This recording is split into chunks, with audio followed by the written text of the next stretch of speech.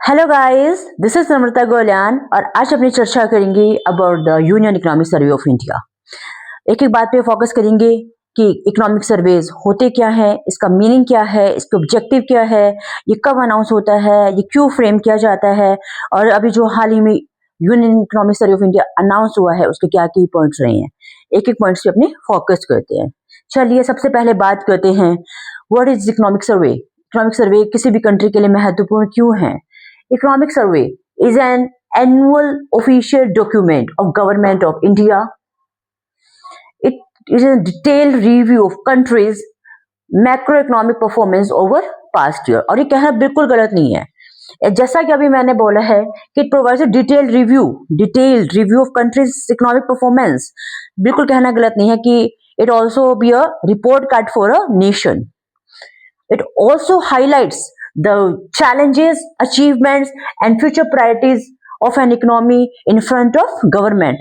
Government के सामने क्या challenges हैं, गवर्नमेंट ने क्या अचीव किया है और फ्यूचर में हमें क्या करना है।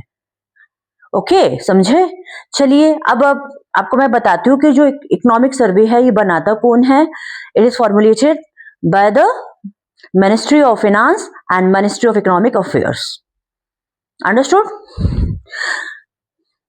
और इसको जो अनाउंस किया जाता है यूनियन बजट के अनाउंसमेंट से जस्ट बिफोर इसको अनाउंस किया जाता है, क्योंकि जो यूनियन बजट होता है वो इसी के रोड मैप के अकॉर्डिंग प्रिपेयर किया जाता है। चलिए अभी जो हाल ही में इकोनॉमिक सर्वे अनाउंस किया गया है उसके क्या की पॉइंट्स हैं उसको धीरे धीरे समझते हैं अपने। सबसे पहले है Indian economy is steadily rising. Indian economy is steadily rising with range of 6.8% to 7.2%। और जो प्रोजेक्टेड ग्रोथ रेट थी दैट वाज द 7.4%। ये क्या इंडिकेट करता है? It indicates the slow modest economy. इसके पीछे रीजन क्या रही है? Even with global uncertainties and geopolitical issues, चलो फिर भी हमारी कंट्री ने इतना बैड परफॉर्म नहीं किया है। इट इज क्योंकि इस सिचुएशन को हमारे इकोनॉमिक सर्वे के अंदर बहुत ही डार्क एंड फ्रेजाइल सिचुएशन का नाम दिया है और यह भी बोला गया है कि we should aware about this situation, otherwise we can also be in the down. अभी तो due to internal consumption pattern we are growing steadily, but if we expose to global uncertainties it will be bad for our nation. Second point है strong growth weak rupee. कितने datas में अपनों ने देखा है GDP grow कर रही है, इन्वेस्टमेंट इंक्रीज हो रहा है, कंजप्शन इंक्रीज हो रहा है अपनी कंट्री के अंदर, still Indian rupees weak. Globally Indian rupee की जो डिमांड है वो बहुत कम है, तो ये कोई बहुत अच्छा सिग्नल नहीं है किसी कंट्री के लिए। Strong growth weak rupee is not a very good situation for a country. Yes, banking sector is performing good. जो बैंकिंग सेक्टर ने लास्ट ईयर की परफॉर्मेंस बहुत अच्छी रही है। Even it moving towards India financial inclusion का जो objective है उसकी ओर लेकर जा रहा है। एनपीएस भी पहले से डाउन हुए हैं, बहुत अच्छा परफॉर्म कर रहा है। Women's participation is increasing continuously.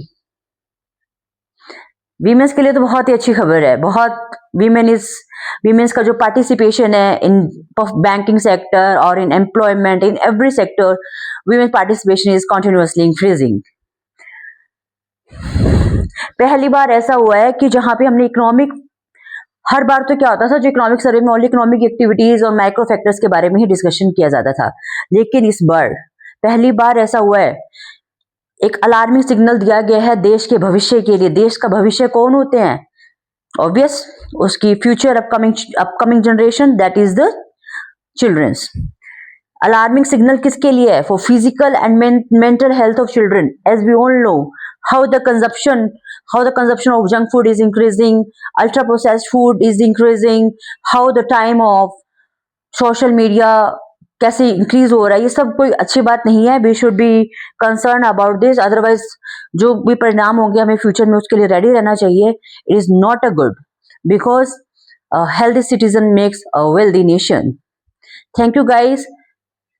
कल अपनी चर्चा करेंगे यूनियन बजट ऑफ इंडिया पे। आई होप आपको मेरा आज के की पॉइंट्स बताएं जो शायद आपको समझ आ गए होंगे।